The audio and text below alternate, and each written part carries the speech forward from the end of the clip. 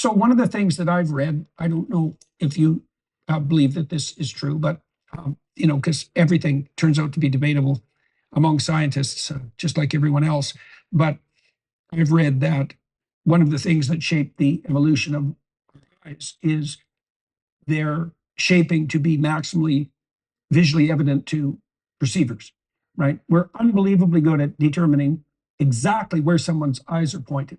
So even if someone is sitting across the room from you, you can tell if they're looking at your eyes or at the tip of your nose, which is such a tiny fraction of movement at the eye level, or a fraction of angle, that it's almost amazing. It's amazing that you can detect it at all, and that we have the white background and the colored iris and the black pupil, partly because that maximizes the degree to which our eyes are salient. The hypothesis being that anyone in our evolutionary history whose eyes weren't salient was someone whose intentions were very difficult to determine and was much more likely to be misunderstood, say, and killed in consequence, or much less likely to find a mate.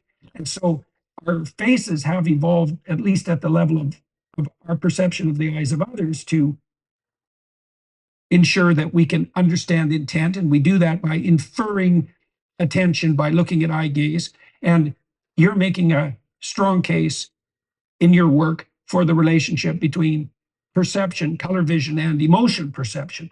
So we talked a little bit about cues of health that might be associated with skin coloration and cues of fecundity, but tell me about the emotional cues that are associated with differences in color. So, the first thing I think people think about with spectral skin signaling is blushes, right? Mhm. And blanches and flushes, but that's really just the beginning. This barely touches the surface. So you can imagine someone's angry and they can get a Yeah. red face, which is very different from when somebody blushes and they get with embarrassment.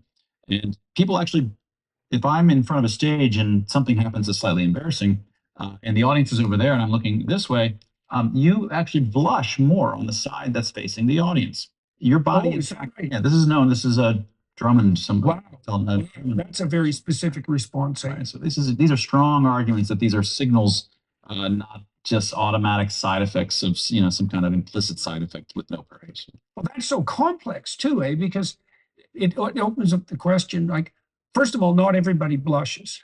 And the issue is, well, what does the blush signify? And it signifies something like self-conscious shame. And then the question is, well, why would you want to signal self-conscious shame to people? I mean, because it's a shameful signal, but it does indicate that you're the sort of, one of the things that might indicate is that you're the sort of person who can't get away with what exactly? Violating the social norm? Something like that, right? Right. And it's an honest signal because it's out Yeah. of your control. So Yeah, right. honest signal, just in this context, is a sort of a technical term of art. So we mean by honest signal that you have no control over it, and it wears its meaning on its sleeve in some sense. Right, right. So yeah, that's right. It's a signal of your intent beneath your conscious awareness. Laughter, genuine laughter, seems to be a signal like that too. And there's some evidence that genuine smiles are like that too, right? Because if you smile falsely, your eyes don't smile. Although I think you can train yourself to do that. But generally speaking, if someone is, yeah, it's hard. Yeah. If someone is manipulating with a smile, they don't do it the same way they do when they smile spontaneously. And so those rapid onset implicit emotional displays are a signal about our genuine motivations.